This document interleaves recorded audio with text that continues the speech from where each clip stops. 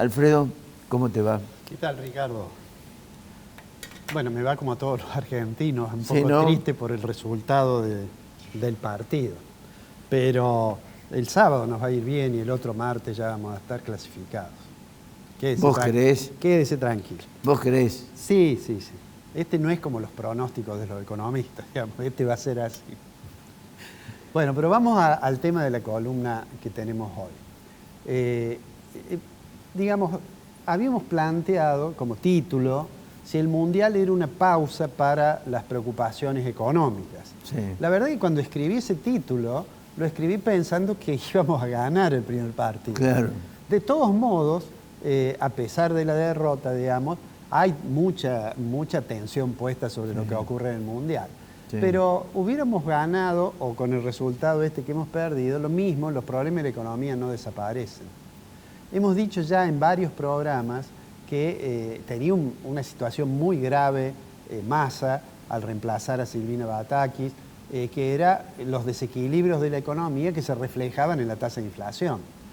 Y si bien inicialmente hubo bastante optimismo, digamos que hoy nadie discute que 2022 vamos a tener una tasa de inflación que va a ser más del 100%.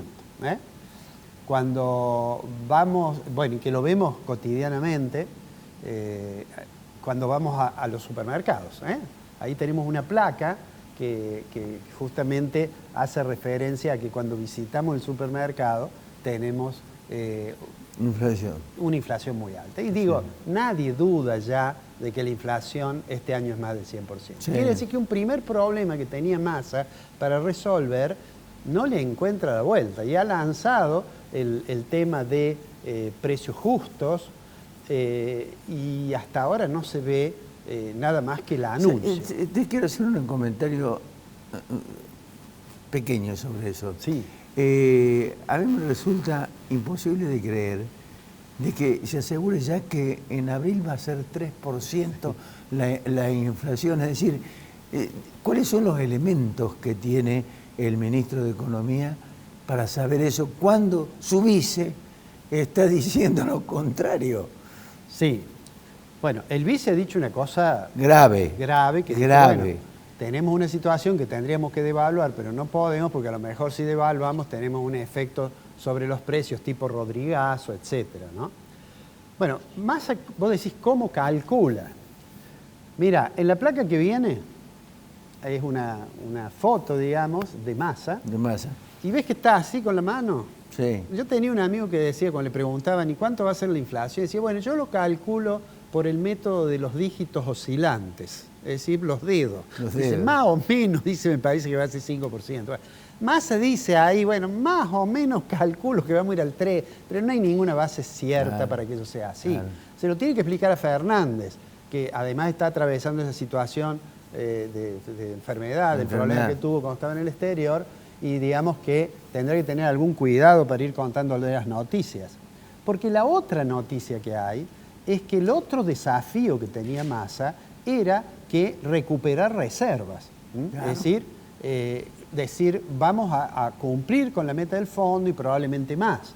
Bueno, Argentina va ahora a plantear la necesidad del desembolso del fondo, pero además ya Massa adelantó que quiere discutir cuánto perdió Argentina como consecuencia de la guerra, que impactó sobre los precios de la energía. Es decir, da la impresión como que está pensando que el año que viene, aún antes de llegar al periodo en que Argentina tiene excedentes importantes porque vende su cosecha, y con el dato que el clima no nos ayuda mucho, pero da la impresión que Massa quiere discutir con el fondo que se dé algún apoyo adicional para Argentina como consecuencia de la crisis de la invasión de Rusia a Ucrania, etc. Sí.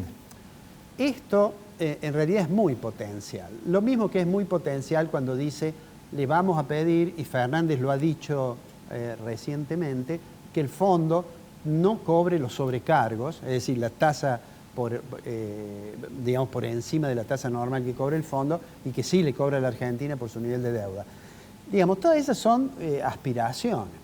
Como si esto fuera poco, digamos, esto de que va perdiendo cierto crédito Massa, como si fuera poco esto, resulta que Martín Guzmán decidió salir a opinar. Y salió y dijo, bueno, en realidad habló bien de Fernández. De Fernández, sí. De Fernández dijo que, bueno, Fernández había tomado decisiones, pero que no era cierto de que Cristina no conociera, o que no conociera Massa, o que no conociera a Máximo Kirchner. En realidad dice que él los mantuvo siempre informados, y en una nota que me parece que desde la renuncia en adelante, me parece que Martín Guzmán ha perdido un poco esa cortesía que tenía con el gobierno y terminó afirmando que en realidad en los últimos 4 días antes de cerrar la negociación con el fondo no le atendían el teléfono y que mandaba mensajes. Una cosa, para ponerle un broche a todo eso, dijo Máximo Kirchner, cuya madre es la vicepresidenta, y le han dado un poder que no sabe administrar con prudencia. O sea, una cosa claramente muestra lo que debe haber sido antes de su renuncia. Se defiende del hecho de que si fue una renuncia intempestiva, se defiende diciendo, no, yo le avisé varios días antes al presidente que o resolvíamos un conjunto de temas entre los cuales estaba el manejo del tema energético o yo me iba. Y le mandé un mensaje diciéndole, miren, me voy. Sí, es cierto eso. Bueno, eso, ahora volviendo a los desafíos que tenía Massa y que da la impresión que se le va un poco acabando el tiempo, se refleja en otra preocupación. Por un lado, en la preocupación de la deuda, que tiene que ir pagando con los desembolsos que le da el Fondo Monetario Internacional. Eso, aunque se quiere ocultar y aunque el presidente Fernández no lo diga, eso es una situación que exige ajustar al menos el gasto público, bajar el déficit, porque si no, lo que sucede es que se va endeudando cada vez más. Y no solamente es el problema de la deuda que tenemos con el fondo, sino que tenemos un problema con la otra deuda, con la deuda interna, llamémosle así, o con la deuda que ya sean las letras del Tesoro, con la deuda del Banco Central. Me parece que eso va en un sentido bastante complicado. Ha hecho un canje ya, pero parecería que la única solución que tiene eso es si la economía lograra crecer rápidamente y reducir el déficit. Y eso no se ve en la realidad. Si uno revisa, ya están empezando a salir los datos que confirman algo de lo cual habíamos hablado, Ricardo, varias veces. Y es que en la medida que la tasa de inflación está acelerada, digamos, eso afecta el poder de compra y en algún momento le iba a pegar a la demanda agregada. Claro. Y si uno mira los datos, ya tenemos, digamos, datos de septiembre, concretos, octubre y noviembre de consumo, ya registran los 3 meses en caídas. ¿Qué nos presenta esto? Bueno, nos presenta un panorama complicado, realmente complicado. Más hacia fin de año. Claro, el Banco Central tiene una situación que, digamos, tiene una cantidad de letras colocadas de la ELIC, tiene títulos que ha tenido que comprar en el mercado secundario para sostenerlos, y eso genera una expectativa bastante negativa sobre la probable evolución futura del endeudamiento. Es decir, ya habrá algunos que piensan que no van a poder atender la deuda que tienen y que entonces lo que van a tener que hacer es, vamos a una palabra que es un neologismo, reperfilar esa deuda. Y eso, bueno, eso es muy peligroso, eso nos pone a las puertas de una situación complicada en los bancos. Hemos explicado muchas veces que cuando uno va y hace un plazo fijo, el banco toma el plazo fijo, se da vuelta y se lo coloca al Banco Central. Y el Banco Central, para que lo coloquen, va subiendo cada vez más la tasa. Aumentar la tasa hace falta para que digamos, no tener una complicación de no renovación de deuda, pero que afecte el nivel de actividad. Entonces, todo eso va construyendo expectativas muy negativas y yo diría que hoy ya todo el mundo cree que en algún momento vamos a tener un ajuste cambiario. El gobierno se resiste a eso y se resiste con razón. Porque si mañana hubiera una devaluación brusca, tendríamos un fogonazo inflacionario.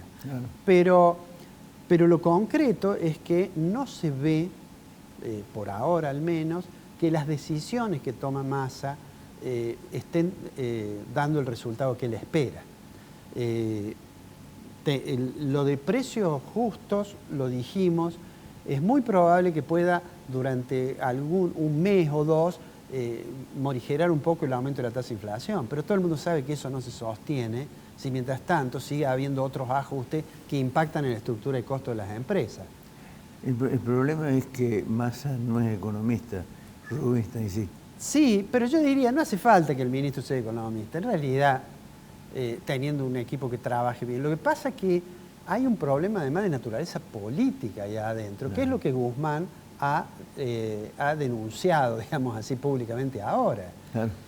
Si se agudiza esa contradicción entre la alianza que gobierna, y bueno, la política económica no puede funcionar. Si la política económica no funciona, a su vez va a influir sobre la política en general, porque el gobierno ya está mirando las elecciones del año que viene, claro, como lo hace la oposición, claro, y si la economía se deteriora mucho, es muy complicado para el gobierno, ¿no? También te digo, y con esto cierro, es complicado para la oposición si la oposición no dice realmente qué es lo que quiere hacer. Claro. Es decir, claro, no digo que pueda presentar un programa, porque en realidad de aquí a que el futuro gobierno asuma, va a haber muchos cambios en las variables macroeconómicas, pero por lo menos tener los lineamientos centrales y no dar esta especie de espectáculo que hay de peleas entre los distintos dirigentes que aspiran a ser candidatos y que yo suelo decir se parece más a una hoguera de vanidades, ¿no? Donde cada uno cree que va a ser líder. Eso nos pone en una situación realmente complicada y lo único que uno puede hacer es anhelar que encuentren la vía para resolver bien esos temas y que haya en algún momento un programa económico que va a tener que ser un programa integral que tome lo cambiario, lo monetario y lo fiscal de manera contundente para abrir expectativas de que se pueda estabilizar la macroeconomía.